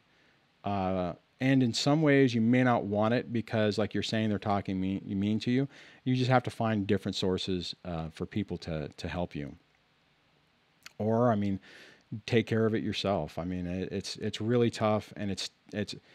See, here's the other flip side to this is that Baneful thing says, LJ, that's family is not your ally. Yeah, it's not. They're not. So, and what I was going to say is that it's a common thing that happens is you're looking at how things are going down, and you're like, this is ridiculous. It shouldn't be this way, because it is ridiculous and it shouldn't be this way. And you know, those people are your kids' grandparents and aunts and uncles and nieces and nephews, and this, in theory, shouldn't change anything. But when you're dealing with a toxic personality type, it's what it is. So, but I hear what you're saying on that, because it's a thing. I had the same thing. There were things where I'm like, really? I mean, seriously? I mean, I remember a few years back. I was married 21 years. So, I mean, her family was my family for 2 decades. And shortly after, like the first year into it, I remember dropping the kids off or dropping something off. And one of the nieces being at the door, who was like 18 or 19 at the time, and I was just at the car. But I mean, basically she kind of like meekly waved, but it was like, hey, you're the devil and I can't come near you. And it's hard. And unfortunately, it's a competition with your ex. So if anyone chooses anyone else, it creates a problem. I mean, I guess technically you could try to make the argument saying, well, Dwayne, your mom chose your ex. Why are you upset with that? Well, there's other extenuating circumstances with that. So anyways, okay, caller, I am going to attempt to grab you. Hopefully that was enough of a intro, and we'll see hopefully if this works. Hey, this is Dwayne. Are you there? Hey, Dwayne. Hey, okay, I can't hear you. I'm really happy I got through. I've been listening. Actually, my whole divorce process started about 2 years ago, and that's about the time I think you were getting into this. And I just wanted to first say you've helped me tremendously, and it's just I thought I was alone in this world, and then I saw this, and I was like, wow, not just like you, I found all the resources on narcissists, but to find somebody who was married to a narcissist and to a woman and had at least one son and one daughter, and just the whole children situation, it's just been, yeah. I mean, I say there are a few things that came from God that helped me in the last 2 years, and you were one of them, and I'm serious about that. Oh, thanks, man. I appreciate that. So how are things going now, though? So it's been a while. So it's been a year, right? So how are you doing now? So for the first 6 months, we settled, and I knew I should have never settled with her. We went to a mediator, by the way, who turned on me, and when we finally made it to court, he submitted papers against me.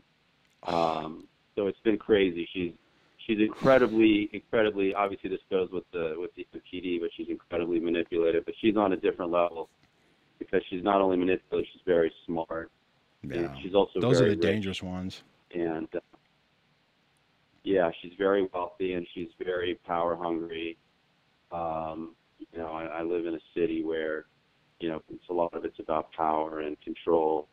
But my issue now is it's so funny. I had a flashback before I even saw the topic for tonight, and the flashback was because I was afraid my son wasn't going to show up tomorrow. He's very close with her. He's close with me too, but you know how it is. Oh yeah. When you haven't seen him for a while. I have him for the 4th tomorrow. I have a son and a daughter. She just went away to sleepaway camp for the first time. She's only 8, and it's 7 weeks, so it's a little crazy. Wow. She's gone for so long, but I'm closer with her, natural, fathers and daughters and sons and mothers. Right. You know how that goes. So I'm just really worried. It was only the second time that I didn't see kids for visitation was on Saturday because he didn't want to come, and I literally walked into her house and talked to him, and I was really bonding with him, but he didn't want to come, and I think it's because my daughter just went away to camp, and he's closer with his mother, so I couldn't really point the finger. I couldn't really figure out exactly what she was doing, and she may not have been doing anything. I'm not saying she's innocent. There's a lot of bad things that have happened, but there may not have been anything, and that's one of the things I've learned from you too. I had plans with him on Sunday, and you gave me some advice recently that was huge. We were at the beach, and he found some shells, and he goes, I want to give one of these shells to Mommy. And I go, sure, you can give her one of the shells. He kept on talking about it. And then when I was about to drop him off, he goes, I don't know if I want to give her one of the shells. I can go either way. And I think he was texting me, and I thought of what you were saying about supporting the relationship, and I turned to him and I said, listen, if you think she's going to like the shell, you should definitely give it to her, and I think she's going to love it. And I'll tell you, Dwayne, that made a huge difference. I'm not saying we had a great day, but that was a big part of it. And he gave me a huge hug. He squeezed me. He was saying goodbye to me in a way that he never had before. And so supporting the relationship, even with somebody that is emotionally flawed, it's the right thing to do. And honestly, I don't know if I would have figured that out as soon as I had if it wasn't for you. I mean, your advice was golden. So thank you for that. But now I'm worried about tomorrow. I don't know if he's going to show up. We're going to go to Dave & Buster's, and he won all these points. I told him we'd buy an electric guitar, and then he's going to take lessons. He committed to me he'd take 4 guitar lessons if he wins that, and we have enough points for it. So I have a whole really great day planned, but I'm really nervous. I was just sitting here watching Star Wars, and all of a sudden I got triggered thinking, what if he doesn't show up tomorrow? And I don't know. What do you think? Well, what I would say on that is, prepare yourself in case it does happen. and just don't let it trigger you, right? I mean, and I know that's easier said than done, but here's the thing, and I know it's your time and it's a special event that's for you, right? And there's probably a really good chance that your ex will try to screw it up, okay? Because that's just what they do. If they do, you know that your son loves you, right? Yeah, I know. Okay. That's the key, right? And if it gets messed up, if you get upset by yourself, that's fine. And then just, when you get with your son again, just try not to let it bother you. Here's the problem. And you were saying that, the sons and mothers and daughters and fathers and stuff, but here's the thing that's probably, or not probably, is a big issue with it is your son's in this mode where he's trying to protect his mom, more than likely. So he, right. And Frank, right? Is that your name, right? Yeah. Okay. Frank, I mean, I did the exact same thing with my dad. I mean, I treated my dad like complete crap. I still loved my dad. I still really wanted a relationship with my dad, but I sided with my mom because she manipulated me. She played, she would do the cry thing and, make me feel guilty. Right. And I mean, I can't leave her. I mean, what am I going to do? Okay. More than likely that same crap is happening with your son. Okay. So if he doesn't show up, right. Even if she tells you, Frank, Billy just decided he didn't want to go and I just wasn't going to put him through that, or some BS that they like to say like that. Right. I mean, just realize that your son is in an incredibly tough position too. Now if it gets to the point where he's treating you like crap when it's just you and him, then that's a different issue. And that can happen too. Parental alienation. I mean, if you listen to the podcast with that I did with John, that's kind of what happened with him. Is he had a great relationship with his son. All of a sudden, it turned nasty, and he didn't want to see him, and he had really limited visitation. And he tried to fight for more visitation or more flexibility into it because he's a pilot and his schedule is out of whack. And the judge said, Nope, I'm not going to change it. You get every other weekend, and if you can't make it, well, it sucks to be you. Next, clink. So he didn't have. Anyways, I'm just saying that check out his stuff too, because there's a lot of good information on that. But my to roll this back into my point. My point is focus on the relationship and the real emotions that you have with your son. All this other crap, even though it hurts, remember that it's your ex trying to do it to hurt you, right? What I've been able to do in my situation is I've found those things that I know she's going to do to try to hurt me, and I come up with ways in my own mind that it doesn't work anymore. Does that make sense? Yeah, well, I'm thinking to start on my own company, and I resolved that. If I don't see him tomorrow, I'm focused on that. I'm really excited about it, and obviously it's going to hurt if I don't see him, but I've prepared myself for it. But the other thing is the whole I see him pretty frequently. Like I see them 2 weeknights, and then we split the weekends and holidays. So I'm fighting for more. I saw what you went through. You got a little, and now you're about 50-50. Yeah. I don't know if I'm gonna get there because she's got a really tough lawyer. Like she's like head of the matrimonial practice of one of the major firms, and my ex that makes a lot of money. Like I just got a job offer last week. And but they want me to travel, and I'm just like, I really need the money, but I don't want to miss the visits, and I know she's not going to be flexible to let me adjust my schedule. So that's another one. I mean, it's another topic. But one thing I'll say on that, Frank, what you were just talking about is very similar to what I was just talking about with John's story, John Steinbeck. Right. Here's the thing. Even if they're able to as long as you can maintain a good positive connection with your son, even if they screw with the custody, even though it hurts like hell and it's not fair and it's wrong, you can still have successes out of it, right? I mean, it's a matter of how you approach it. But it's hard though, because in the beginning of it, you're looking, I can see where you're at. I mean, you got your ex who's manipulating the system, has the resources to crush you. You're trying, to fight just for the right to have a relationship with your son, and you have this person actively trying to destroy it. But Yeah. The result at the there's a lot of ugly details. Yeah, go ahead. Too. A lot of ugly details. They haven't slept under the same roof as me in 18 months. Yeah. She made all these accusations about me. So we're actually going to have a trial. Trial dates are set for November.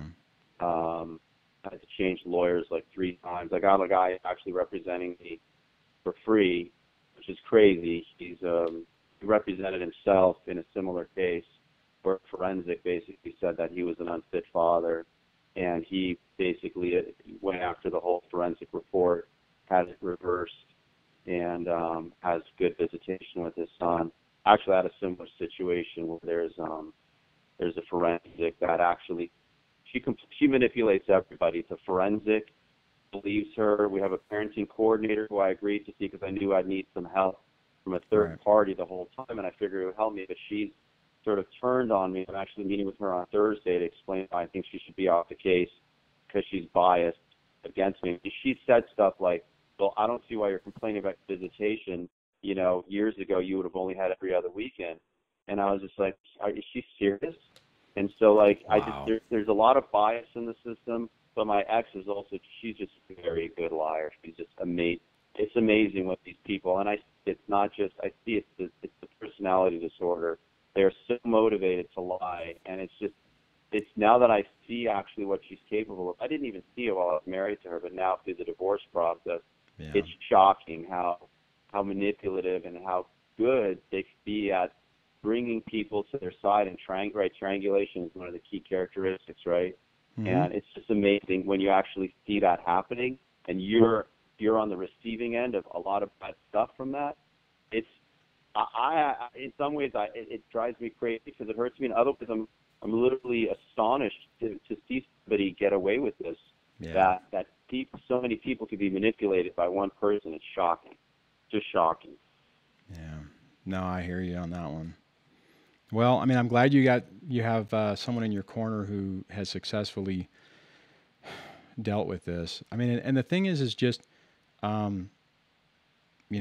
just keep pressing on. Don't make any mistakes. You know that if you make a mistake and she can somehow try to validate those allegations, it's really going to complicate things. But if you can keep everything consistent, and if this other person can help you go through the report and basically demonstrate that what's wrong with it, you know, most of the time you get more time. It's completely flawed. I mean, we have to go to trial. It has to go to trial. I mean, the report is filled with so many inaccuracies. It's astonishing. And it's just amazing how flawed the only thing that's forensic about it is the fact that it has the word forensic on it.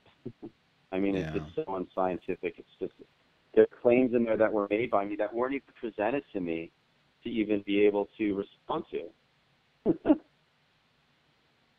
It's crazy. But anyways, I mean, the main thing I could keep going with you, and I'm glad your caller system is working. It seems like it's working pretty well. I think I was listening the other night where it kind of muted out. Yeah. But I have the TV off, so I'm guessing everyone can hear us, so we couldn't have been on this law. Yeah, no, I haven't. No one's made any comments about the audio, so. Well, hang in there, Frank. I mean, and someone else had made a comment, and I didn't think about it, but if you're not on the Discord, you should jump on. There's a lot of conversations about this, and people are sharing some different their stories and stuff on it that could be helpful for you. So if you haven't joined the Discord, jump in on it. All right, Dwayne. Thanks so much. And again, keep up the great work. Sometimes I only see a small number of people on a given live session, but I know, thousands and thousands of people download it, and you're having a big impact. And I think the live sessions are going to grow now that you've got the live calling figured out. I think this is going to be huge. Oh, I hope so. If I can keep it working. Thanks, Frank. I really appreciate it. Thanks for the support. All right, Dwayne. Have a good night. Thank you. Take care now. You too. Yeah, guys, it's man, it's hard. Every once in a while I'll read or have like a conversation like this, or read something in one of the different Facebook groups I'm on, and these problems seem so insurmountable. And whenever your narcissist has resources and they're very smart, I think in my situation, mine wasn't very smart, so that helped me out. But it makes it really tough.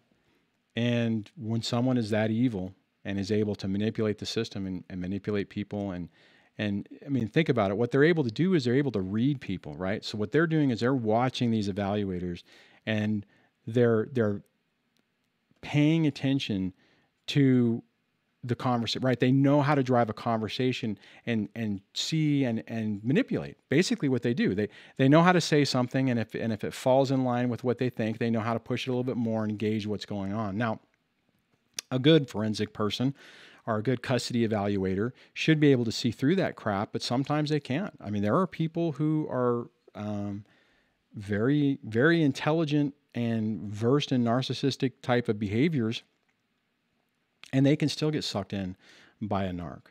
So, but thanks, Frank, for calling. Hang in there, buddy. And, and if the thing happens with tomorrow, I think you have a good plan on how to deal with it. Again, just focus on the relationship with your son and realize that a lot of those things that are happening are because of the situation. And that, just going back to the whole seashell thing, that was the right move. It could have been a test by your son, but you handled it right. And I know that's tough, because it's frustrating whenever you're dealing with this toxic person and you're like, damn it, I have my time with my kids. I want to spend, I don't want her in our situations, in the conversation. I used to struggle with that.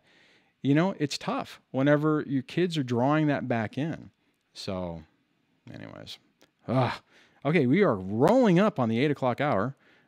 So I did see some other questions. I'm going to see if I can find them that popped up. I saw, I timed out the, one of the troll. I can't believe we're starting to get trolls. That's a bummer. I'm not overly thrilled with that, but, and I think I saw some more MGTOW talk.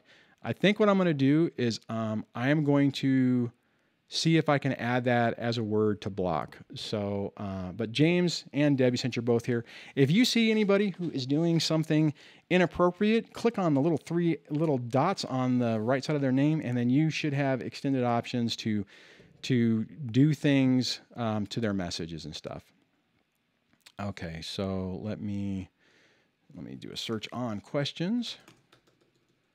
So, whoops, that didn't work. There we go. Oh, I thought there was. I could have sworn I saw a question fly by. Unless I already covered it. So I apologize if I messed that up. Let me scroll up here a little bit. Let's see. Let me go back up here. Where are we at? All right. Okay. Yeah, I'm definitely glad that, James says he's gone. Okay. Yeah. So definitely glad I'm starting to get some moderators, because this is, as Frank was saying, as this grows and more people comes in, it'll be impossible for me to be able to catch everything that's going on. So I definitely am going to need that to keep everything in order. So Patrick had said to the caller, you need the best custody evaluator in the state. It's expensive, but there's no other way. Yeah, that's good advice. At least it could turn around and at least not validate or invalidate some of their concerns, or at least put things more equal. Okay, yeah, Mike, go ahead and paste it. Man, that's weird, because I didn't. Dang it. Let me see if I can search on you, Mike. But yeah, if you could repaste it, I would appreciate it, and then I'll hit that. I'll go back. Oh, no worries, James. Okay, I found myself. Here we go. There it is. Okay, I think I found it, Mike. All right, and keynote. Mike says, I've told you before that my kids 6 and 9 are onto their mom's ways. Sorry. What responsibility do I have when they are angry with her, say they hate mom, etc.?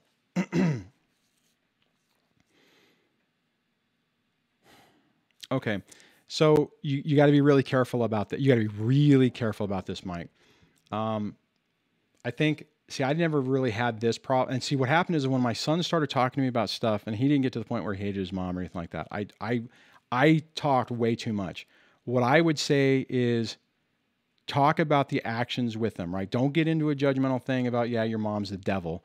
You know, honestly, Mike, your best bet on that also would be to find a therapist who understands this type of abuse and can help your kids with it. You don't want to stay, okay, here's what you don't want to do. You don't want to say, no, Jimmy, or no, you know, Sally and Billy, you know, your mom really does love you. You don't want to turn around and take what they're saying and what they're feeling and turn around and invalidate it or say, no, that's not right. She really is. She's not this, she's that. You don't want to do that, right? Because you don't want to drill that thought into their head that this behavior is normal, and that's the way people act, or how if somebody is acting like that, that is how people act who love you, right? You don't want to do that. So it's a really fine line. If you can focus on the behavior and how they're feeling about it, that would be your best bet. You know, well, why do you say that? You know, why do you say that you hate your mom? You know, because she ignores me. You know, she ignores me every time that I try to talk to her. I don't know, whatever the answer is, right? Focus in on that behavior, and then you can kind of use it. It's really tough when you're trying to use it with the other parent, but you can use it as a learning moment to say, well, and I have done this with my kids sometimes. It's like, okay, well, is that, how does that make you, I mean, okay, so does that behavior seem like it's right to you? And they'll say no. Okay, what would be, you know, how would you hope that someone would interact with you? And they say, you know, they would, you know, pay attention to me, or they would give me attention, or they would give me affection, or they would pay, you know, whatever it is. I'm basically kind of making up a scenario right now. But that is the way I would try to hit that. Mike, let me know if that makes any sense. I know we got like a 30-second delay, so I'll have to wait to see your comment pop up.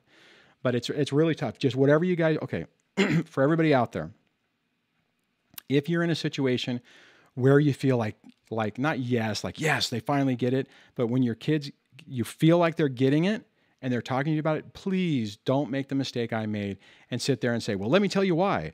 You know, Johnny, the reason why your mom treats you like that is because she has narcissistic personality disorder, and she doesn't have the ability to care about anything other than herself, you know, yada, yada. You don't necessarily want to do that. Okay. Because the problem is as things waif in and out, that can blow up in your face. And that's kind of what happened with me a couple years ago with my son and I. Is he was having a hard time. He was starting to see the light. I started talking to him more. Our relationship started getting stronger because he was, I guess, believing what I was saying. And then somewhere along the line, it changed. More than likely what happened is the ex did something to try to pull him back in. And then I was persona non grata because I was the one who was trying to alienate him. He didn't say this, but this is what I think would happen, that I was trying to alienate him against his mom, and, you know, blowing things out of proportion that wasn't really true. Be super, super careful about how you interact with your kids. That's the only thing that's the main takeaway. Okay, so things are starting to scroll by fast. Let me see what we got here. All right, let me scroll down here on the one where I can actually move it around.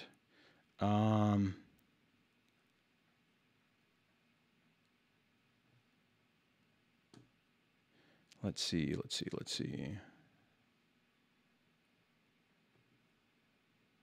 Oh, Lyle said, to go down the road of just blaming women is both too easy and intellectually vacant. It also undermines the narc aspect. Yeah, and to be honest, if you fall into that trap and you're going through a divorce, you can rest assured that if you're a guy, your ex actually is a narc, that they will use that Bill hates women. He's joined and is touting all this MGTOW vitriol and vile. You don't want to do that. Actually, my ex tried to pull that one off. When we went through the evaluation, one of the things was Dwayne, your ex says that you hate women and you hate all women and you think they're all evil. And I'm like, what? And I'm like, and rightfully so. Growing up, I had a very bad relationship with my mom, and it's toxic, right? I mean, so whatever. But there was a period of time where I was not angry at all women, but I was really angry at my mom. And yeah, so she tried to use that against me. But I'm like, no, that's not the case. But you can absolutely expect them to pull everything you can out. So, you know, that's the other thing. You got to be careful about that. And okay, Mike had said, Dwayne, it does make sense. Oh, wait a minute. It does make sense. So, oh crap, it's going to scroll off. Let me go over here because I want to catch your comment. I never talk negatively about their mom. I just don't want them to feel like I'm ignoring what they're saying. They're so young. I hate to see that they are so aware. Yeah, you don't want, you want to see, that's where it's touchy. You want to validate it. You want to interact with it, but you have to be very, very cautious of it. Just be very cautious. That's all I'm saying. So, all right. So, all right. Okay, Rex, I think you probably hit the point where I'm going to have to just ban you from the channel. I'm sorry about that because I know you know, but this is getting ridiculous. I'll remove. No, I think I just removed that message.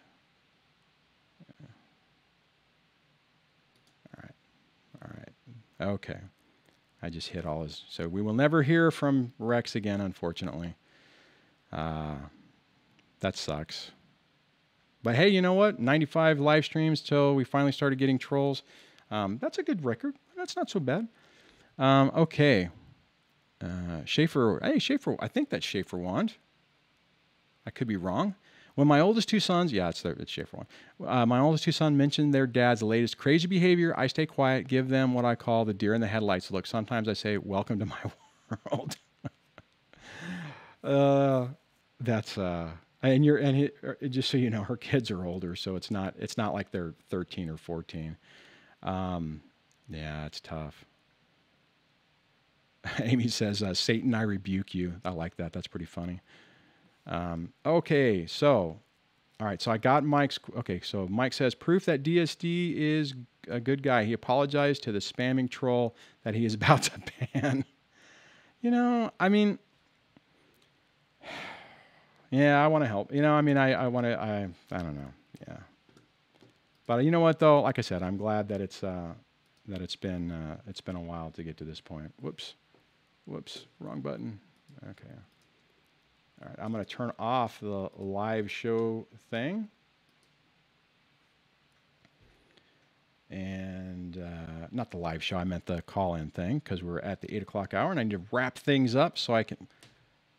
Wow, I don't have to go to work tomorrow. I actually might be able to sleep. I might actually be able to do a Facebook Live. So before I go, guys, I'm starting to do some Facebook Live-y stuff. So if you're interested in following that, and you don't hate Facebook, like I kind of hate Facebook, find me, Dwayne Robert, on Facebook, and Dad Surviving Divorce on Facebook. Okay, let me see where else we have on here. Oh, that's funny. James says, you are the weakest link. Goodbye. Okay. Angela says, thank you. I'm falling asleep at the computer now. Well, I wanted to sleep. Between stress and air conditioning caused, bronchial pneumonia on heavy meds. Goodbye, Rex. Yeah. Oh, I'm sorry, Angela. I hope you start feeling better. That's not good. I'm glad you're getting it taken care of. So that is awesome, at least. Shannon says, kids often understand more than we think. That is an excellent point. See, you know what? Actually, Shannon, that is a really good point. I'm saying, but they may not have a voice due to the fear of the narcissistic parent. They do know more. They do see it. And so don't necessarily think that just because they're pretending that everything's, that, you know, they're surviving in it. They are stuck in the middle. They are stuck in the middle of this situation. And they're trying to do the best they can, right? So they're not necessarily going to, especially if the narc is covert, don't expect them to sit there and fight back. So even though it would be nice for us to get validation to have our kids see it, but they do. Shannon's right. They do see it even if they don't say it. So, all righty. Okay, guys. So before I go, and I think I'm going to bust the 2-hour mark, so it'll make doing the indexing a little bit more complicated this time. But I hope you guys like the indexing thing. And what I'm talking, you know what? Let me do this. What I'm talking about with that, and I'll just pull up Chrome. I'll try to pull up Chrome. There we go. Sometimes I have to do that. Okay, so come on. No, I don't really subscribe to Poppy's channel. If you guys have never seen that, that is the most bizarre thing to ever watch. Okay, so like on this one, the last one, let me pause this. Pause. Yeah, Come absolutely. On. Come on. There we go. And I'll shrink this down a little bit. So what I do is in the description, I put, when I can, after a show's over and I get a chance to do it, I'll go through and I'll basically index or do a table of contents of everything we talked about with timestamps to go to it. I've started to do it as a pinned comment because the in your phone the description won't show the links, but the comment will. So if you're on your phone and you want to do it, you can go into the first comment and okay, so I'm getting messages from Debbie, so maybe I'm missing something. Anyway, so that's what I'm talking about with the indexing thing. Okay, so the other thing with that, if you go to my channel, the Discord link to get into the thing I was talking about earlier is if you go to the main page on the Discord, there's an invitation link right here. You can click on and get to that. If you go to, hold on, let me swing back over here for a second. And just go here. Oh, I'm going to see what Debbie was saying to see if I miss it. I thought I did ban the guy, so if you're not seeing him, let me know. Well, Debbie, I'll talk to you after. And I'll get the details on that. Okay, so the other thing is, sorry, I got sidetracked. If you go to the main website, dadsurvivingdivorce.com, you can sign up for the newsletter right here. It might prompt you when you first come up. If you want to check out the podcast, you can click on the podcast tab, and it will give you the show notes for the different shows, the 2 shows I currently have up. You can also listen to it right there. If you want to subscribe to it or find it on your favorite podcast things, you can search for it and find it, which is the Break the Cycle with DSD, but there's direct links to it there. And if you want to send me email, you can do it directly through the website, because I know sometimes when I type Dad Surviving Divorce, I type it wrong. And yeah, there you go, guys. So let me get back over here. Let me get my other page on there. So thanks for hanging out. Thanks for dealing with the technical issues. I think I'm almost got it all figured out. I think I'm really, really close. Minus that hardware problem that happened earlier. That's a new one. That's a new one. I haven't had that happen before, which is really weird because I actually have not had that happen at all. And I've been in that configuration for months, so I don't understand that one. But again, thanks you guys for hanging out. Thanks for participating. If you haven't subscribed to the channel, please hit the subscribe button and hit the bell notification so that YouTube will tell you whenever I post a new video. I do live streams every Tuesday. Sometimes I throw some extra ones in there. As I did mention, I'm going to start trying to do some more stuff on Facebook, so watch for me there. And have an outstanding 4th of July. If you're in the United States, have a good day. Hopefully you get to watch some great fireworks, unlike in my town where they canceled them because I guess they ran out of money, which is a bummer because they've done them for like the last 21 years.